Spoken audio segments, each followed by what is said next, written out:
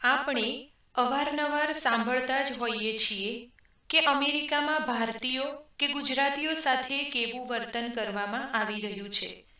આપણા ગુજરાતના એક દંપતી સાથે પણ અમેરિકામાં ભયાનક ખેલ થઈ ગયો. સાંભળીને તમારા રૂવાડા પણ ઊભા થઈ જશે. નસીબ માણસને ક્યાં ખેંચી જાય છે અને ક્યારે કઈ પરિસ્થિતિમાં મૂકી દે તેનું કંઈ જ નક્કી નથી હોતું. આવું જ કંઈક ગુજરાતના એક યુવક દર્શન અને તેની પત્ની જાગૃતિ સાથે જ થયું. દર્શનભાઈ અમેરિકાની ધરતી ઉપર નસીબના ચક્રવ્યૂહમાં એવા ભયંકર રીતે ફસાયા કે તેમાંથી બહાર નીકળવાનો તેમને કોઈ જ રસ્તો દેખાતો નહોતો. આ ભાઈ જ્યારે ભારતમાં રહેતા હતા ત્યારે ગુજરાતના પ્રખ્યાત શહેર એવા અમદાવાદમાં સારી એવી નોકરી કરતા હતા. થોડા વર્ષ નોકરી કર્યા પછી દર્શનભાઈએ પોતાનો ધંધો શરૂ કર્યો.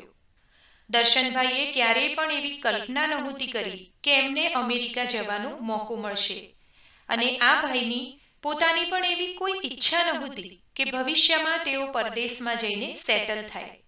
પરંતુ દર્શનભાઈનો સ્કૂલનો એક ખાસ મિત્ર વર્ષોથી અમેરિકામાં સેટલ થયેલો હતો અને અમેરિકામાં તેમના મિત્રનો ખૂબ મોટો ધંધો પણ જમાવેલો હતો. અવારનવાર દર્શનભાઈનો આ મિત્ર તેમને અમેરિકા આવીને સેટલ થવા માટે દબાણ કર્યા કરતો હતો, પણ દર્શનભાઈ તૈયાર થતા નહોતા. ધીરે ધીરે સમય પસાર થાય છે. દર્શનભાઈના લગ્ન થયા પછી તેમના આ મિત્રએ દર્શનભાઈ અને તેમની પત્ની જાગૃતિ બંનેને અમેરિકા આવવા માટે ઇન્વાઇટ કર્યા, અને દર્શનભાઈ વિઝિટર વિઝા ઉપર અમેરિકા જવા માટે તૈયાર પણ થઈ ગયા. ભણવામાં હોશિયાર અને અમદાવાદ જેવા શહેરમાં વર્ષોથી નોકરી કરીને પછી પોતાનો બિઝનેસ ચલાવી રહેલા દર્શનભાઈએ પોતાનું વિઝા ફોર્મ અને અન્ય બીજા બધા ડોક્યુમેન્ટ્સ પણ જાતે જ રેડી કરેલા. આ બધું થયા પછી પણ દર્શનભાઈને વિઝા મળશે કે નહીં કે કશું જ નક્કી ન હતું, અને એટલા માટે જ તેમને આગળ વિઝા ઇન્ટરવ્યૂ માટે પણ કોઈ પણ પ્રકારની તૈયારી નહોતી કરી. તેમ છતાંય એક દિવસ દર્શનભાઈ અને તેમની પત્ની બંનેને અમેરિકાના વિઝિટર વિઝા મળે છે. દર્શનભાઈ અને તેમની પત્ની જ્યારે અમેરિકા પહોંચી જાય છે ત્યારે તેમને 6 મહિનાના સમયગાળા માટે ત્યાં રહેવાની પરમિશન મળે છે. જ્યારે આ દંપતી અમેરિકા જાય છે તે જ સમયે જાગૃતિબહેન ગર્ભવતી હોય છે. તેમના ગર્ભમાં એક બાળક વિકાસ પામી રહ્યું હોય છે. આ દંપતીનો ફક્ત 1 મહિનો અમેરિકા રહીને પાછા આવવાનો વિચાર હતો. જ્યારે આ બંને જણા અમેરિકા પહોંચે છે તો તેમના મિત્રએ તમામ વસ્તુ એમની માટે સેટ કરીને રાખી હોય છે. પોતાના ઘરે આ બંને જણાને ઘરના જ સભ્યોની જેમ રાખે છે. શરૂઆતમાં તો તેમનો મિત્ર દર્શનભાઈને પોતાના બિઝનેસ સ્થાન પર બધું જોવા માટે લઈ જતો. થોડાક જ દિવસોમાં દર્શનભાઈ તેમના મિત્રના આ ધંધા વિશે સંપૂર્ણ સમજી લે છે, અને આ સમયગાળા દરમિયાન દર્શનભાઈના મિત્રએ તેમને અમેરિકા રોકાઈ જવા માટે સમજાવી દીધું હતું. ત્યારે પણ દર્શનભાઈના મનમાં અમેરિકા કાયમ માટે રોકાઈ જવું કે સેટલ થઈ જવું કે પછી ભારત પાછા જવું, આ બાબત અંગે અસમંજસ હતી.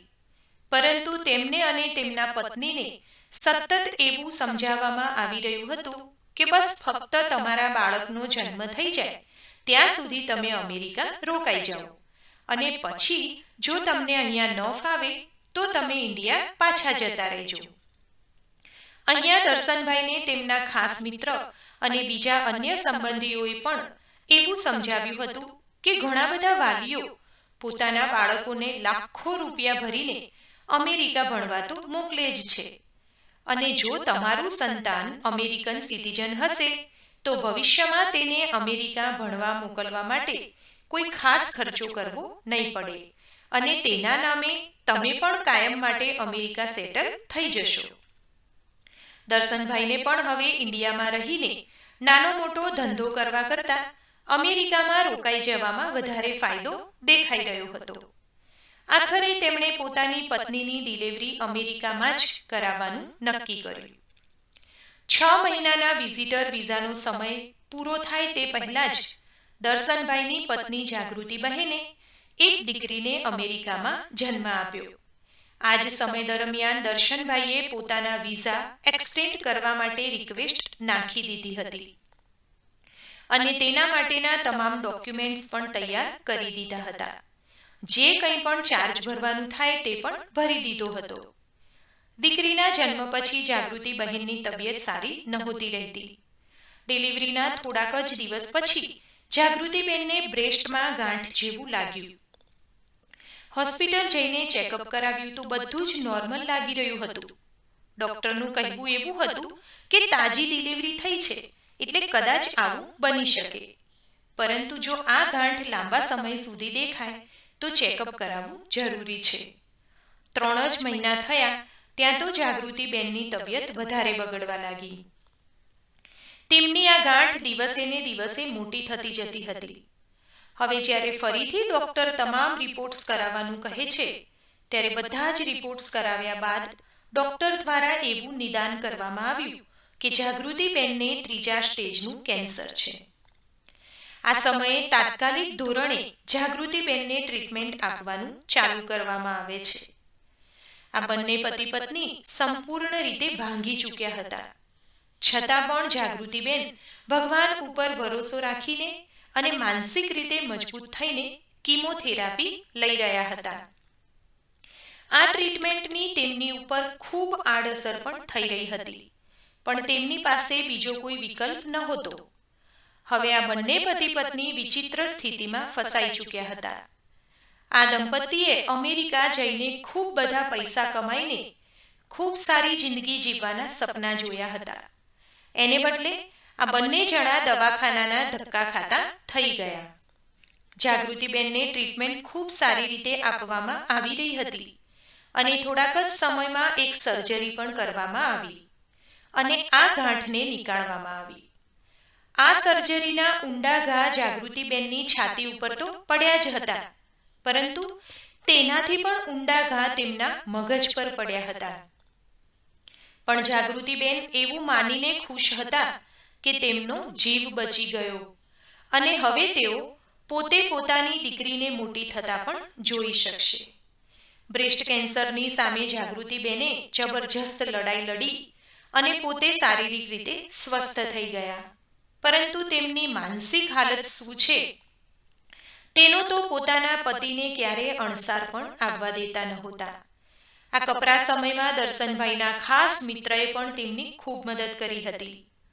દર્શનભાઈ અને તેમના પત્ની જાગૃતિબેન એવું વિચારતા હતા કે કુદરતે તેમની ખૂબ મોટી પરીક્ષા લીધી, પણ બહુ જ બધી યાતનાઓ સહન કર્યા પછી પણ બંને જણા આ દુઃખમાંથી બહાર આવી ગયા. પરંતુ અમદાવાદના આ દંપતીની જિંદગીનું સૌથી ભયાનક ચેપ્ટર અમેરિકાની ધરતી પર ચાલુ થવાનું હજુ બાકી હતું. જાગૃતિબેન હવે શારીરિક રીતે સ્વસ્થ હતા. તેઓ હરતા ફરતા થઈ ગયા હતા. પોતાના પતિને મદદ કરવા માટે જાગૃતિબહેન હવે સ્ટોર પર પણ જતા હતા. આમ કરતા કરતા થોડોક જ સમય નીકળે છે અને એક દિવસ અચાનક જાગૃતિબેનને ઉલટીઓ ચાલુ થઈ ગઈ. પેટમાં ખાવાનું થોડું પણ ટકતું ન હતું, એટલે તેઓ ડોક્ટરને બતાવવા માટે જાય છે. આ જ સમયે જાગૃતિબેનને માથામાં પણ સતત દુખાવો થતો હતો. એવું લાગતું હતું કે આ બેનને પેટની કોઈ બીમારી છે, એટલે આ ડોક્ટર પેટને લગતી દવાઓ કરી રહ્યા હતા. પણ આ દવાથી જાગૃતિબેનને કંઈ પણ ફરક પડતો ન હતો. ખરેખર શું તકલીફ છે તે રિપોર્ટમાં પકડાતું નહોતું. આખરે ડોક્ટર MRI કરાવવાનું કહે છે. આ રિપોર્ટમાં જ્યારે જાગૃતિબેનના બ્રેઇનમાં કંઈક તરતું હોય એવું દેખાયું અને આ જોઈને ડોક્ટર પણ એકદમ સ્તબ્ધ રહી જાય છે.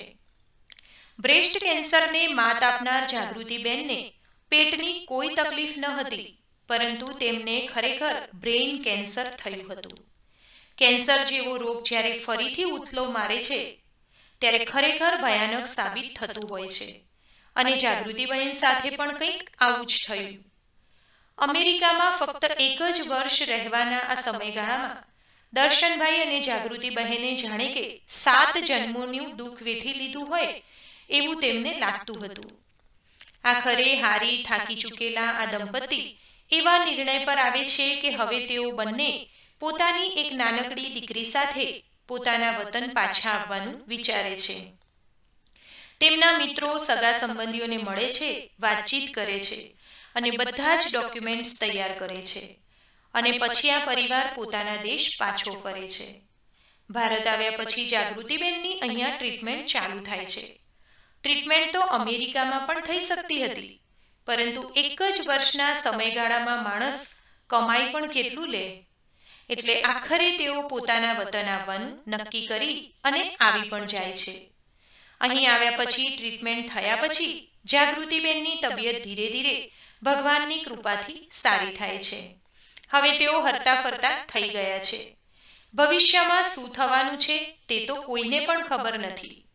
અત્યારે તો જાગૃતિબેન પોતાનું જીવન દવાઓના સહારે જીવી રહ્યા છે અને પોતાની જ દીકરીને નજર આગળ મોટી થતા જોઈ રહ્યા છે.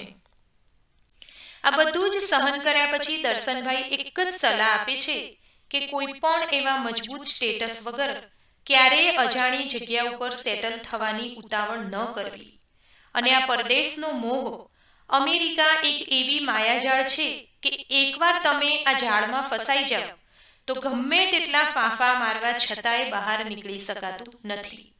મિત્રો, આ ઘટના પરથી આપણે એટલું જાણી શકીએ કે પરદેશમાં સેટલ થવું સહેલું નથી.